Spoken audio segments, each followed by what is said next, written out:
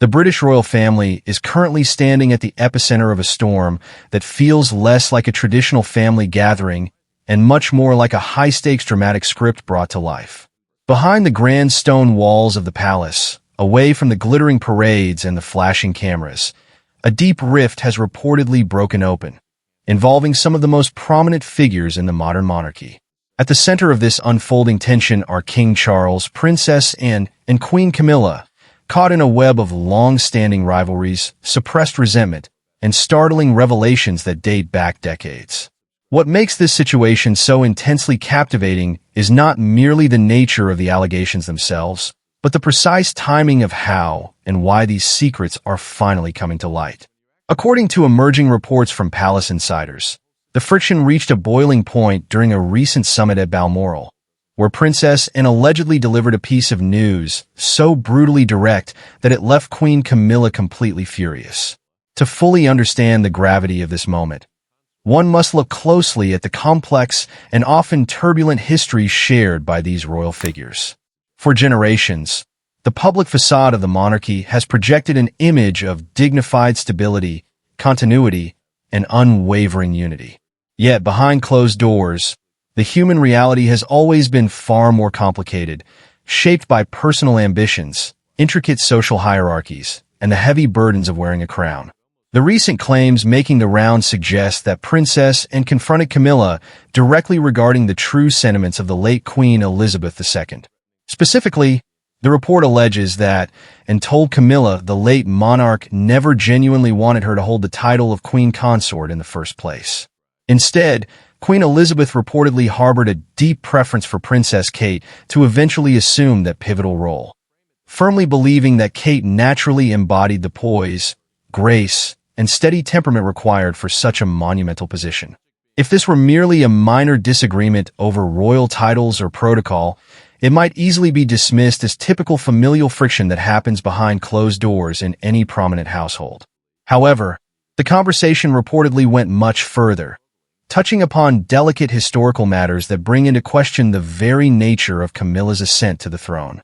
Anne's alleged comments suggested that Queen Elizabeth actively detested Camilla for years and only agreed to her eventual elevation as Queen Consort because of an unspoken, high-stakes political arrangement made behind the scenes. This transactional narrative points directly to the crisis surrounding Prince Andrew and his notorious connections to Jeffrey Epstein. According to the circulating claims, King Charles capitalized on the immense public pressure and institutional vulnerability surrounding the Andrew scandal to secure his mother's public blessing for Camilla's title ahead of the Platinum Jubilee. The logic behind this alleged deal was both calculated and pragmatic. King Charles reportedly needed his mother's public endorsement to help sway public opinion, which was still deeply resistant to the idea of Camilla becoming queen. The original understanding had always been that she would be known simply as Princess Consort out of respect for public sentiment and the lingering shadow of the past. However, as the weight of the Andrews scandal threatened to engulf the institution in a far darker controversy, Charles allegedly leveraged the situation to his advantage, promising to manage the fallout surrounding his brother in exchange for his mother's official blessing for his wife. When viewed through this lens, the transition of power ceases to be a simple story of romance and acceptance, transforming instead into a calculated political negotiation executed within a family that happens to wear crowns. For Queen Camilla, sitting with this information following the Balmoral summit must have been a bitter and isolating experience. The revelation serves as a painful confirmation of what she likely suspected throughout decades of public scrutiny and quiet resistance: that her eventual acceptance within the royal inner circle was never genuine, but rather brokered through political maneuvering and strategic necessity. Adding the messenger into the equation intensifies the emotional impact exponentially. Princess Anne has famously never been a person to sugarcoat her words or soften harsh realities for the sake of polite diplomacy. Known for her legendary directness and unflinching bluntness, Anne's delivery of this news carries an undeniable weight, prompting observers to question whether she was simply stating historical facts or acting on deeper, long-held personal motivations. The tension between Anne and Camilla is far from a recent development. It can be traced all the way back to the 1970s, creating a complex web of romantic history that involves some of the most prominent names in modern British history. Long before Camilla married Prince Charles, she was involved in an on-and-off relationship with Andrew Parker Bowles.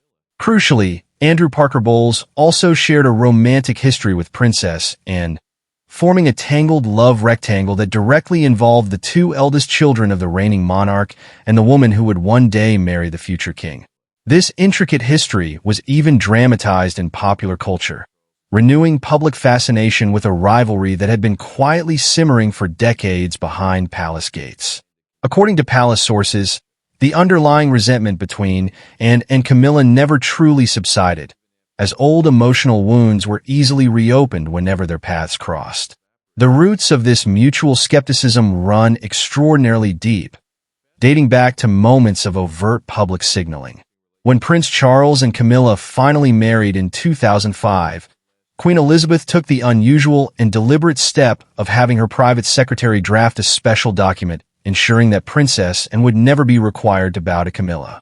Court insiders at the time confirmed that this measure was specifically requested by Princess Anne and Princess Alexandra, both of whom saw no valid reason to show institutional deference to a woman they considered deeply unpopular among both the public and the wider family. This remarkably public display of disapproval spoke volumes about where Anne stood. She had no intention of pretending warmth or acceptance, drawing a clear and uncompromising line regarding her position within the evolving royal hierarchy.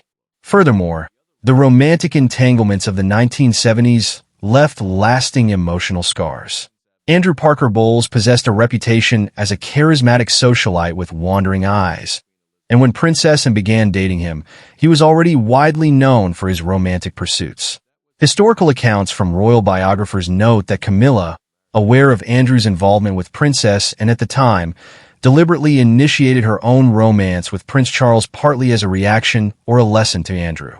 Thus, the very inception of the relationship between Charles and Camilla was, at least in part, tied to the complex romantic chess matches playing out among the younger generation of elites. Ultimately, those early romances dissolved under the weight of royal protocol and personal incompatibility, but the emotional echoes of that period persisted for the rest of their lives. As the decades progressed, both women continued to orbit the same social circles, attending the same state events, and maintaining connections with the same central figures. Andrew Parker Bowles remained one of Anne's closest and most trusted confidants long after his divorce from Camilla, and he even serves as the godfather to Anne's daughter, Zara Tyndall, mirroring how King Charles is the godfather to Tom Parker Bowles. Despite this tangled network of enduring relationships, the fundamental chill between Anne and Camilla remained a quiet fixture of royal life. Even when public appearances occasionally presented a veneer of professional cordiality, such as when Princess Anne presented Camilla with an honorary doctorate from the University of London, the underlying fragility of their truce was never far from the surface. When private conversations at family summits pierced through decades of carefully maintained diplomatic silence, they exposed the delicate architecture holding the institution together. The unfolding revelations regarding Queen Elizabeth's true sentiments, the alleged transactional nature of Camilla's title, and the unyielding bluntness of Princess Anne highlight the immense pressures operating beneath the serene surface of the British monarchy. As this chapter continues to develop, it becomes increasingly clear that the ghosts of the past are never truly buried, and the individuals holding the highest positions in the realm must continuously navigate the heavy legacy of choices made long ago. The family may project an image of steady endurance, but the internal dynamics remain as complicated, fiercely guarded, and deeply human as they have ever been. As the internal dynamics of the British royal family continue to face intense scrutiny, another crucial layer of complexity enters the narrative, one that directly involves the late Queen's distinct perspective on the younger generation of royals. By comparison, Queen Elizabeth's deep admiration and affection for Princess Kate were never treated as a well-kept secret within palace circles. Historical accounts and royal insiders point out that the late monarch's fondness for Kate dates back as early as 2006, a time when Kate was merely dating Prince William and had not yet officially entered the royal fold. In an extraordinary gesture of royal favor, Queen Elizabeth invited Kate to spend the winter holidays at Sandringham, an honor rarely extended to an unmarried partner. Showing remarkable maturity and discretion for a 24-year-old, Kate politely declined the invitation, understanding that she did not yet hold an official position within the family's most private gatherings until a formal engagement ring was formally presented. This display of patience, poise, and deep understanding of royal protocol reportedly deeply impressed the Queen. Over the following years, Kate steadily cemented her status as a firm favorite within the royal household. If the accumulating reports from palace insiders are accurate, Queen Elizabeth increasingly saw Kate as the ideal future queen consort, someone who naturally embodied the grace, quiet resilience, and emotional stability that the role fundamentally required. However, this growing influence did not go unnoticed by everyone within the family. Queen Camilla apparently observed Kate's rise with a sense of unease, and according to royal biographers, this shift was met with notable resistance. Renowned royal expert Christopher Anderson, author of The King, The Life of Charles III, has asserted that Camilla was far from enthusiastic when Prince William and Kate first established their relationship. In fact, reports suggest she was adamantly opposed to the match during its early stages. Anderson notes that Camilla did not initially view Kate as part of their established social circle, categorizing her instead as an outsider. The prevailing perspective from Camilla's corner was that Middleton, having been born into an upper-middle-class family rather than traditional aristocracy, was not an entirely suitable match for a future king. Whether this active opposition stemmed purely from traditional social snobbery or from a deeper, underlying fear of losing personal influence over Charles and the long-term direction of the monarchy remains open to debate. Regardless of the exact motivation, the subtle friction between these two prominent women simmered beneath the surface of public engagements for years. Now, with Princess and allegedly confirming that even the late Queen shared certain anxieties regarding Camilla's place in the institution, that historical tension has found an entirely new focal point. Yet, the reservations surrounding Camilla are by no means limited to Princess, and they extend deeply into the younger generation, most notably with Prince William and Prince Harry. The feelings harbored by the late Princess Diana's sons toward their stepmother have long been documented in ways that extend far beyond polite public toleration. In his explosive memoir, Spare, Prince Harry offered an unvarnished look into the brothers' initial reactions when their father's relationship with Camilla first became public knowledge. Harry wrote candidly that both he and William had actively pleaded with Charles not to marry Camilla, sensing the profound emotional disruption it would cause. Furthermore, Harry noted that Camilla had always appeared somewhat apprehensive around William, while William himself maintained an attitude of mere polite tolerance toward her rather than genuine familial warmth. The accusations detailed in the memoir went even further, touching upon the sensitive issue of media leaks. Harry alleged that Camilla was historically notorious for cultivating relationships with the press and strategically leaking information about various family members to rehabilitate her own public image. He recalled wrestling with a classic fairy tale fear during his youth, wondering aloud whether Camilla would ultimately fit the archetype of the wicked stepmother. This was not merely mild resentment or youthful rebellion. It was a deeply seated mistrust rooted directly in the very public and painful destruction of their parents' marriage. The tumultuous affair between Charles and Camilla throughout the 1980s and 1990s, while Charles was still lawfully married to Princess Diana, left psychological scars on the young princes that never truly healed. The emotional pinnacle of that era remains Princess Diana's iconic and earth-shattering panorama interview, in which she famously remarked that there were 3 of us in this marriage, so it was a bit crowded. That single statement permanently cemented Camilla's image in the public imagination as the quintessential other woman. Following Diana's tragic death in 1997, the mere prospect of Charles ever marrying Camilla seemed utterly impossible to a grieving nation and a cautious establishment. However, Charles remained entirely resolute.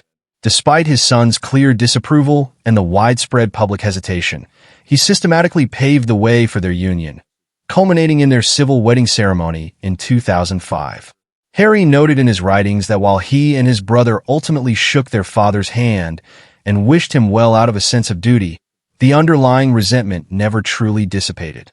As the years progressed, The dynamics within the younger household experienced shifts, particularly after Harry's decision to step back from royal duties and relocate abroad in 2020.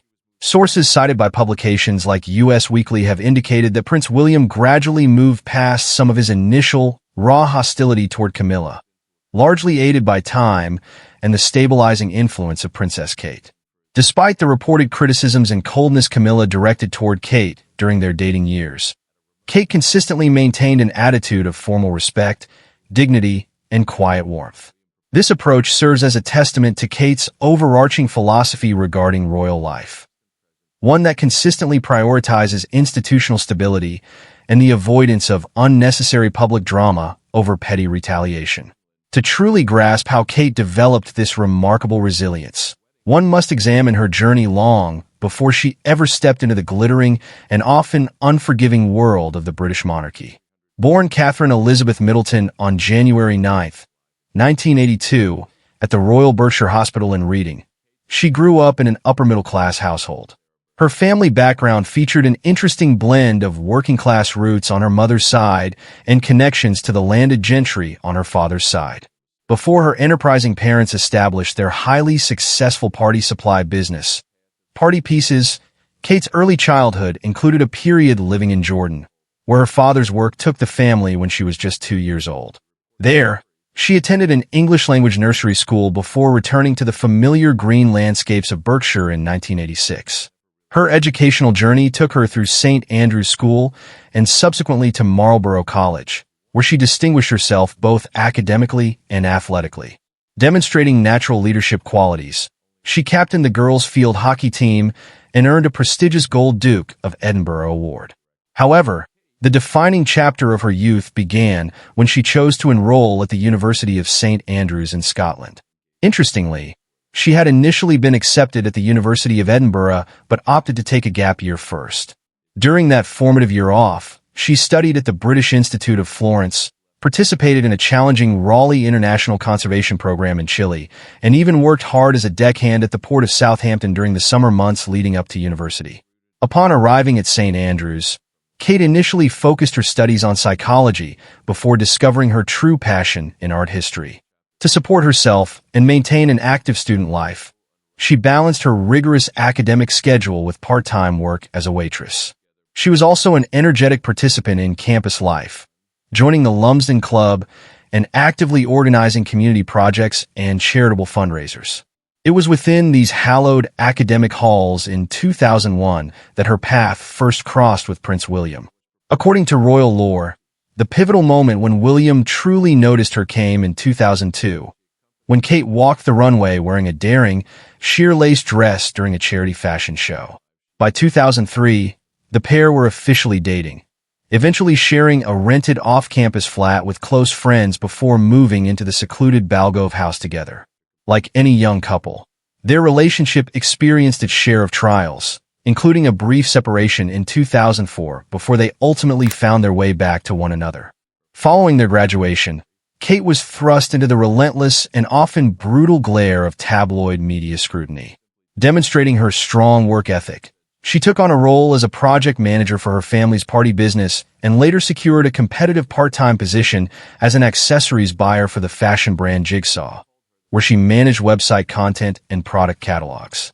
She steadfastly supported William during major milestones, such as his prestigious passing out parade at the Royal Military Academy Sandhurst. Though they faced another brief, highly publicized breakup in April 2007, the separation proved temporary, and by 2008 they had reconciled, with Kate integrating ever deeper into core royal circles. As their relationship matured, so did their physical proximity to the heart of the institution. In June 2010, Kate and William moved into a modest country cottage on the Boddergan estate in Anglesey, Wales, where William was stationed as an active Royal Air Force search and rescue pilot. The much-anticipated royal proposal finally occurred in October 2010 during a secluded trip to Kenya, set against the breathtaking backdrop of a remote alpine cabin near Mount Kenya. In a deeply poignant gesture that bridged generations, William proposed using his late mother Diana's iconic sapphire and diamond engagement ring. When Clarence House officially announced the engagement in November 2010, it marked the beginning of a new era for the British monarchy, setting the stage for a wedding that would capture the breathless attention of the entire globe. The culmination of this grand and historic wedding on April 29, 2011, at Westminster Abbey truly marked a monumental turning point for the British royal family. Coinciding auspiciously with St. Catherine's Day, the magnificent ceremony was broadcast live across the globe, watched by an estimated 300 million people worldwide, with an astonishing 26 million viewers tuning in live from Britain alone. The government formally declared the day a national bank holiday, while Kate's exquisite Alexander McQueen wedding dress, meticulously designed by Sarah Burton, instantly achieved iconic status in fashion history. Following the ceremony, the newlywed couple was bestowed with the titles Duke and Duchess of Cambridge by the Queen, who generously gifted them Amber Hall on the Sandringham estate as a wedding present. After an intensive 18-month renovation project costing approximately £4.5 million, the young family officially moved into apartment 1A at Kensington Palace in 2013, having previously resided in the cozier confines of Nottingham Cottage in London. The family continued to expand and capture the public's affection over the following years with the arrival of their 3 children: Prince George in July 2013, Princess Charlotte in May 2015, and Prince Louis in April 2018. As the children grew, the family sought a quieter environment away from the bustling center of London, leading to their relocation in September 2022 to Adelaide Cottage, located within the historic Windsor Home Park. However, this period of peaceful domesticity was unexpectedly challenged in January 2024, when Kensington Palace released a stunning announcement stating that Kate had undergone planned abdominal surgery at the London clinic for an undisclosed medical condition. Her prolonged and necessary absence from public engagements immediately sparked an intense wave of media speculation, wild internet rumors, and unprecedented conspiracy theories across global platforms, especially after Prince William abruptly withdrew from a major high-profile royal memorial service, citing a deeply personal matter. Through February and the majority of March, Kate remained entirely out of the public eye while recovering in private. The speculation reached a fever pitch until March 22, 2024, when Kate bravely released a deeply personal video message directly to the public. In the emotional broadcast, she disclosed that postoperative diagnostic tests had unexpectedly revealed the presence of cancer, and that she had been quietly undergoing a course of preventative chemotherapy since late February. Despite the immense personal shock of this diagnosis, she showed incredible grace and strength. After months of focused medical treatment and recovery, she made a triumphant and heartwarming surprise public appearance at the Trooping the Colour ceremony in June, later confirming in a follow-up statement that she was still receiving ongoing medical care to ensure complete recovery. By September 2024, Kensington Palace shared another milestone video announcing that Kate had officially completed her chemotherapy treatment and was gradually preparing to resume light royal duties as her strength permitted. True to her resilient character, her first official public engagement following treatment took place in October, when she courageously accompanied William to Southport to privately meet with the grieving families of the tragic victims of the recent stabbing attack. Continuing her careful return to public life, in January 2025, she made a deeply moving visit back to the Royal Marsden Hospital, the very institution where she had received specialized medical care, to personally thank the dedicated medical staff and comfort current patients. During that landmark visit, which marked her first solo public engagement post-chemotherapy, she shared the joyous news that her cancer was officially in full remission, lifting the spirits of the nation. Throughout all the severe trials of her health battles and the relentless public scrutiny, Kate has steadfastly maintained a sterling reputation for completely avoiding palace drama. Her former private secretary, Jamie Lowther Pinkerton, has frequently described her approach to institutional politics as almost archaic, noting simply that she refuses to engage in petty squabbles or gossip. Senior palace aides have repeatedly emphasized that Kate never makes critical decisions based on calculated public relations strategies. Rather, she acts entirely according to her own strong moral convictions and sense of duty. Respected royal journalists and biographers, including Camilla Tominey and Petronella Wyatt, have frequently lauded her as the monarchy's single most valuable asset, referring to her affectionately as the crown jewel of the modern institution. Furthermore, prominent cultural critics like Rhonda Garlick of the New York Times have praised her unique and remarkable ability to seamlessly balance modern sensibilities with timeless royal tradition. Yet, despite her widely acknowledged grace and stability, Kate is constantly subjected to comparisons with other prominent royal women. Whether it is the tragic legacy of Princess Diana, the controversial rise of Queen Camilla, or the towering historical legacy of the late Queen Elizabeth herself. In reality, however, Kate's entire path has been forged entirely on her own terms, defined by patience, quiet endurance, and an unwavering commitment to stability. This brings the overarching narrative full circle, returning directly to the complex drama currently unfolding behind palace doors. The alleged explosive revelations delivered by Princess Anne, the reported deep-seated fury from Queen Camilla, and the intricate web of historical tension stretching back over half a century all point to a singular, undeniable truth. The British royal family has never truly resolved its deep internal conflicts. They have merely managed them in the public eye. Queen Camilla may have successfully secured the coveted title she fought for decades to achieve, but if the latest palace reports hold any weight, she is now forced to grapple with the bitter realization that her acceptance was never a matter of genuine affection. Instead, it was brokered through strategic political negotiations and transactional compromises arranged during moments of institutional crisis.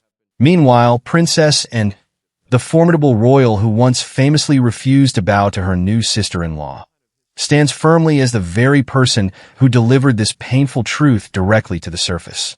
And Princess Kate, who was allegedly the late Queen's ultimate preferred choice for the role Camilla now holds, continues her steady march forward, completely refusing to engage with the swirling vortex of drama surrounding her. The profound irony of the current situation is striking. The woman who was once coldly dismissed as an outsider by the royal establishment is now universally viewed as the shining future and stabilizing anchor of the entire institution. Conversely, Queen Camilla is left alone to process a devastating revelation that confirms her deepest, lifelong fears.